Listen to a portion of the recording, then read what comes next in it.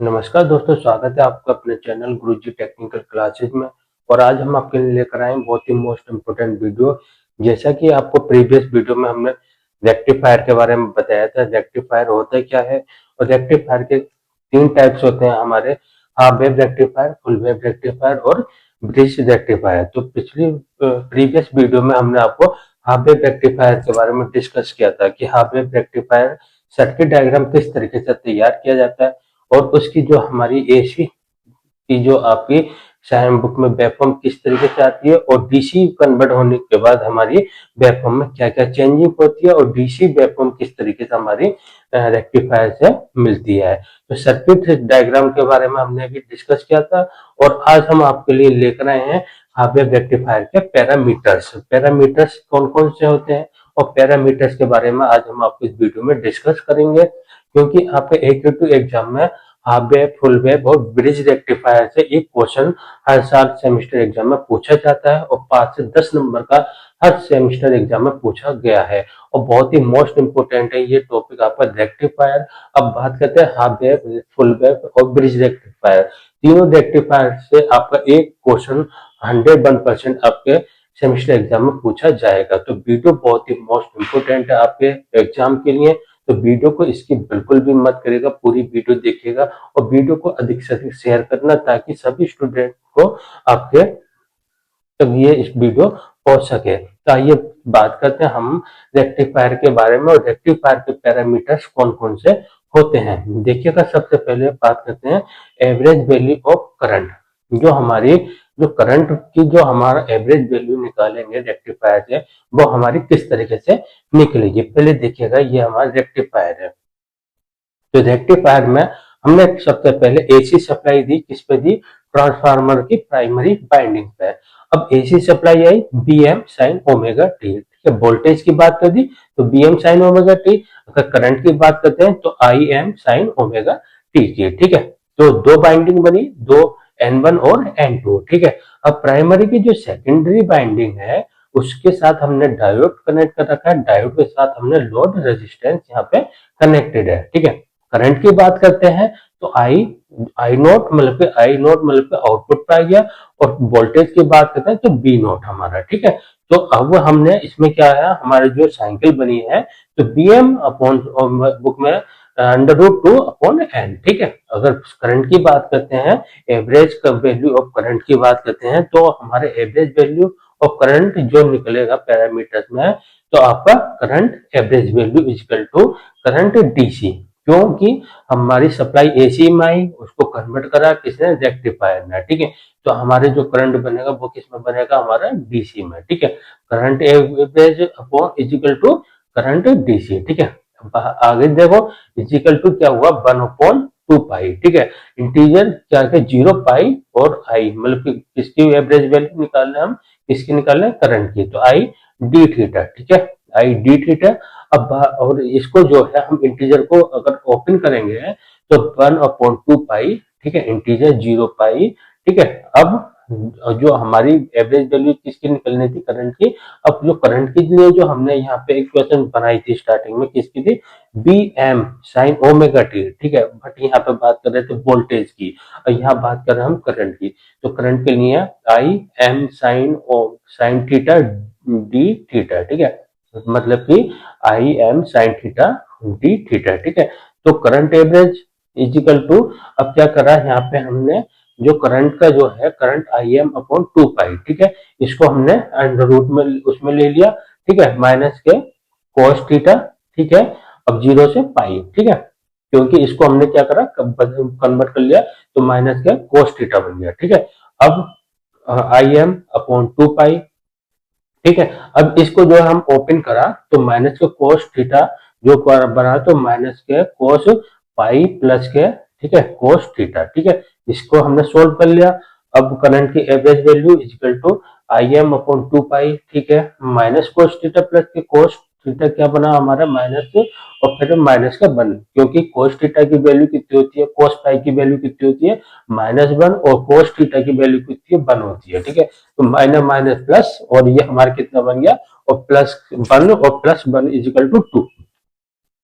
तो क्या हो गया हमारा, कोस पाई -1 और cos थीटा 1, ठीक है। माइनस माइनस क्या हो गया, 1 हो गया, और प्लस के 1 क्या हो गया, 2 हो गया। तो आई एम अपॉन क्या हुआ, 2 पाई, और इंटू क्या हो गया हमारा 2। अब 2 से 2 कैंसिल हो गया, तो आई एम अपॉन पाई है, ठीक है।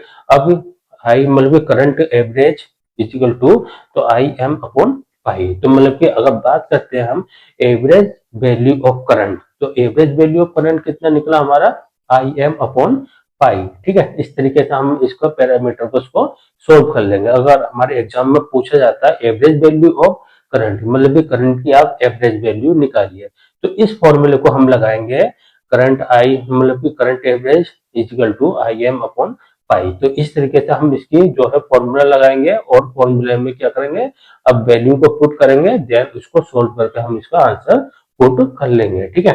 अब बात करते हैं पैरामीटर्स में आरएमएस वैल्यू की, बहुत इंपॉर्टेंट है। आरएमएस की फुल फॉर्म होती है रूट्स मींस स्क्वायर, ठीक है, वैल्यू ऑफ करंट, मतलब कि रूट मींस स्क्वायर, मतलब कि जो हमारे करंट है उसकी वैल्यू निकालनी है, आरएमएस वैल्यू।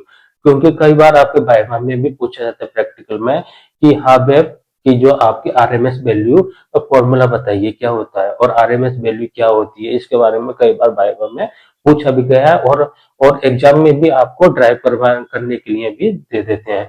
तो current R M S equal to, ठीक है, क्या हुआ, अंडर रूट 1/2 पाई, ठीक है, इंटीजर 0 से पाई, क्योंकि हम करंट की वैल्यू निकाल रहे हैं तो करंट का स्क्वायर कर दिया और डी थीटा कर दिया, ठीक है। अब इसको हम सोल्व करेंगे, अंडर रूट 1/2 पाई, ठीक है, इंटीजर 0 से पाई। अब आई करंट की बात करें तो आई का स्क्वायर, मैक्सिमम वैल्यू ले लिया हमने, ठीक है, sine square theta D theta, ठीक है। अब साइन स्क्वायर थीटा को हम जो है अब बदलेंगे, तो क्या बनेगा हमारा 1 - कोस थीटा, ठीक है, कोस थीटा बना अपॉन 2 आ गया, और डी थीटा बन गया, इंटीजर में आ गया 0 से पाई, अंडर रूट में आ गया, और करंट की maximum value upon under root 2 pi आ गया, ठीक है। अब इसको हमने सोल्व करा, तो करंट की मैक्सिमम अपॉन अंडर रूट 2 पाई, जो तो हमारी पहले से वैल्यू थी, और जो हमारे इसके साथ आया अंडर रूट 2 आ गया, ठीक है। अब इसको सोल्व करें, थीटा बुक में इंटीजर को हटा दिया, और 1 - कोस 2 थीटा जो था उसको हमने बुक में बदला, तो थीटा माइनस का साइन थीटा, माइनस के 1 - के कोस थीटा बदल गया, फिर से किसमें, साइन थीटा में, अपॉन से 2 आ गया, और अंडर रूट बुक में आपका ब्रैकेट आ गया 0 से पाई, वैल्यू 1/2 आ गया, ठीक है। अब इस पूरी की वैल्यू बनी कितनी, हमने पाई बन गया, तो मैक्सिमम करंट अपॉन, और 2 कितना हो गया, 4 हो गया, 4 अंडर रूट में 4 पाई आ गया, ठीक है। अब इसका थीटा माइनस का साइन 2 थीटा पॉइंट 2, और 2 से 2 कैंसिल हुआ, तो थीटा माइनस का साइन थीटा क्या आ गया हमारा, पाई आ गया, ठीक है, पाई 1/2, ठीक है। अब करंट जो मैक्सिमम वैल्यू थी हमारी, जो हमने रूट मीन्स स्क्वायर की जो वैल्यू निकालनी करंट की आर, तो current R M S value equal to क्या बना हमारा, करंट मैक्सिमम वैल्यू अपॉन 2। तो करंट मैक्सिमम वैल्यू अपॉन 2 आ गया, मतलब कि root means square of current. इस तरीके से हम इसके फॉर्मूले को ड्राइव कर सकते हैं। अब आगे देखिएगा, हाफ वेव रेक्टिफायर की एफिशिएंसी के बारे में पूछ लेता है एग्जाम में। क्या आप बताइए कि एफिशिएंसी क्या होती है, किस तरीके से हम एफिशिएंसी निकाल सकते हैं। तो एफिशिएंसी का फॉर्मूला आपको याद होना चाहिए। एफिशिएंसी, तो एफिशिएंसी क्या होती है, the ratio of the DC power, ठीक है, मतलब कि जो ratio of the DC power output to the AC power input is a called rectifier efficiency, it is denote by lambda, ठीक है। तो मतलब कि जो हमारा रेशियो है डीसी पावर का, जो आउटपुट पे जो डीसी पावर मिली है, वो जो हमारा आउटपुट पे डीसी पावर मिली है, वो एसी पावर इनपुट के जो हमारा जो रेक्टिफायर से निकल कर वो तैयार हो बन के आती है, ठीक है। तो रेक्टिफायर की efficiency is equal to DC power output upon AC power input, ठीक है। जब हमने ट्रांसफार्मर की प्राइमरी वाइंडिंग पे एसी दी, एसी पावर दी इनपुट पे, देन हमें फिर क्या मिला, डीसी पावर आउटपुट मिला, ठीक है। तो मतलब कि power DC upon power AC, ठीक है। अब ऐसी एफिशिएंसी जब भी तो निकलेगी जब हम जो है ट्रांसफार्मर की एसी सप्लाई देंगे। जब AC supply I primary winding पे, देन उसके बाद उसका जो प्रोसेस हुआ, जो डायोड के थ्रू जो प्रोसेस हुआ, पूरी साइकिल कॉल्ड हुई, देन उसके बाद हमने हमारी जो वैल्यू निकल कर आई, तो उससे हम क्या करते हैं, ऑब्जर्व करते हैं कि इस रेक्टिफायर, इस सर्किट की कितनी एफिशिएंसी निकल कर तैयार हो रही है, कि 1 घंटे में कितनी हमारी एफिशिएंसी आई है। इस तरीके से पूरा फॉर्मूले को हम इसमें ड्राइव कर सकते हैं। अब DC power output DC upon आप देखिए करंट की बात है, करंट स्क्वायर डीसी और लोड रेजिस्टेंस दे दिया, ठीक है।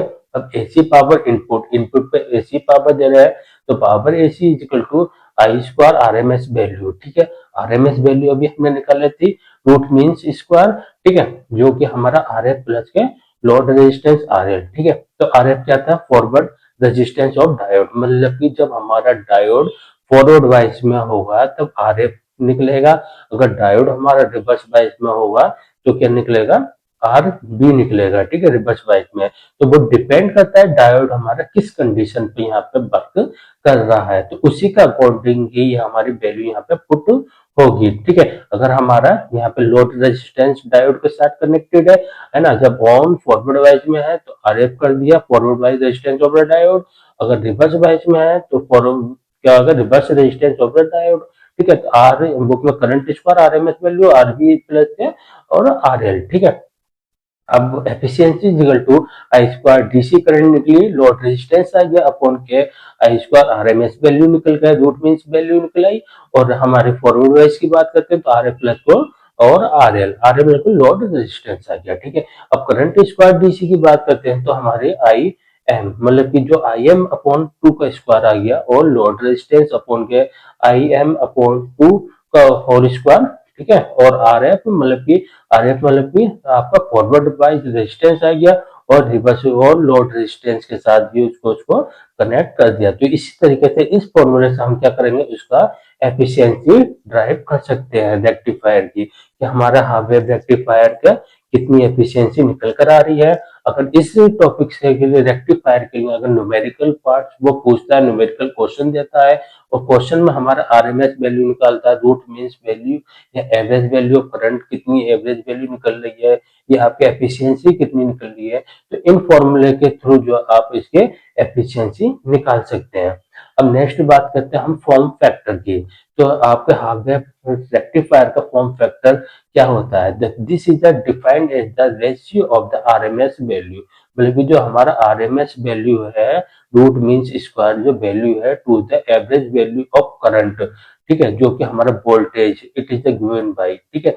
तो हमारी क्या होती है, जो एवरेज वैल्यू ऑफ करंट की जो होता है उसके जो क्या करता है आपका रेशियो होता है किसके, आरएमएस वैल्यू के, जो कि हम डिनोटेड करते हैं फॉर्म फैक्टर से। तो form factor is equal to RMS root means square value upon के एवरेज वैल्यू। अब फॉर्म फैक्टर अगर निकलवाने के लिए आपको कोई सर्किट दे देता है उसमें हमारी वैल्यू दे दी, तो फॉर्म फैक्टर से पहले हम क्या करेंगे, आरएमएस वैल्यू निकालेंगे, ठीक है। आरएमएस वैल्यू निकालेंगे, उसका फॉर्मूला क्या होता है आरएमएस वैल्यू निकालने का, रूट मीन्स स्क्वायर बल्कि current RMS equal to current maximum upon two, current maximum upon two, क्योंकि आरएमएस वैल्यू निकल गए आ गई और हमारी उसके लिए एवरेज वैल्यू निकल कर आ गई, तो current average value equal to I M upon pi, ठीक है। तो ये हमारी वैल्यू सबसे पहले हमें निकालनी पड़ेगी, तो आरएमएस वैल्यू निकल गई, एवरेज वैल्यू निकल गई। अब इसके लिए हम क्या करेंगे, फॉर्म फैक्टर अगर निकलवा रहा है तो फॉर्म फैक्टर के लिए फॉर्मूला लगा देंगे RMS value upon average value. तो RMS value I M upon two और average value I M upon pi, ठीक है। तो आई एम मतलब कि करंट को हम इसको कैंसिल कर गए तो पाई बाई टू हमारा इसका निकल कर आ जाएगा क्या, फॉर्म फैक्टर। तो हमारा अगर हाँ वेब रेक्टिफायर में न्यूमेरिकल भी पूछता है और न्यूमेरिकल में आपसे एफिशिएंसी फॉर्म फैक्टर या एवरेज वैल्यू ऑफ करंट या root means square of current निकलवाने के लिए आपको एक सर्किट भी प्रोवाइड कराया गया क्वेश्चन में। तो सर्किट में जो आपके वैल्यूज दे रखी हैं वो वैल्यू हम इस इक्वेशन में पुट करेंगे और उसके बाद हमारे इसमें आंसर आपका निकल जाएगा। तो फॉर्म फैक्टर निकालने से पहले हम क्या करते हैं, आरएमएस वैल्यू निकालेंगे, एवरेज वैल्यू करंट निकालेंगे, उसके बाद एफिशिएंसी निकल कर आएगी कि हमारे हाफ वेव रेक्टिफायर की एफिशिएंसी कितनी है, देन उसके बाद हम फॉर्म फैक्टर निकालेंगे। तो ये हमारे चार पैरामीटर्स होते हैं किसके, हाफ वेव रेक्टिफायर के। तो हाफ वेव रेक्टिफायर हमारा एसी करंट को डीसी में कन्वर्ट करता है, दो बाइंडिंग होती है इसकी, primary binding and secondary binding. और प्राइमरी बाइंडिंग पे हम एसी कनेक्टेड करते हैं, देन उसके बाद सेकेंडरी बाइंडिंग से हमारा डीसी हमें इसमें मिलता है आउटपुट पे। और डीसी जब मिलता है सेकेंडरी बाइंडिंग से उसमें हम क्या करते हैं, डायोड रजिस्टर डायोड कनेक्ट करते हैं और डायोड के साथ हमें लोड रेजिस्टेंस यहाँ पे कनेक्टेड हमारा रहता है। तो लोड रेजिस्टेंस के थ्रू ही हमारा करंट हमें आउटपुट पे मिलता है। तो हमारा हाफ वेव रेक्टिफायर के पैरामीटर्स हमारे यहाँ पे तैयार हो गए। Average value of current, RMS value of current और इसके साथ एफिशिएंसी ऑफ फॉर्म फैक्टर। तो ये चार हमारे पैरामीटर्स होते हैं इसके हाफ वेव रेक्टिफायर के। तो ये हमारे एग्जाम में कई बार पूछे भी गए हैं और हो सकता है जो आपके सेमेस्टर एग्जाम आने वाले हैं उसमें भी आपको ये टॉपिक पूछा जाए। तो इस टॉपिक को प्लीज जो आप अच्छे तरीके से तैयार कर लेगा और वीडियो को जो है आप अधिक से अधिक शेयर करो ताकि सभी स्टूडेंट तक ये वीडियो पहुंच सके और उनके सेमेस्टर एग्जाम के लिए काफी हेल्प मिल सके। तो आपको हमारी वीडियो कैसी लगी प्लीज हमें कमेंट करके जरूर बताएगा और वीडियो को अधिक से अधिक शेयर करना, लाइक करना, चैनल को सब्सक्राइब करना।